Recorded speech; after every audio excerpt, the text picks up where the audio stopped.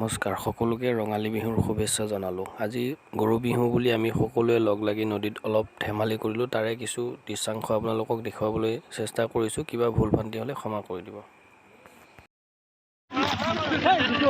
আমি এতিয়া নদীৰ পাৰত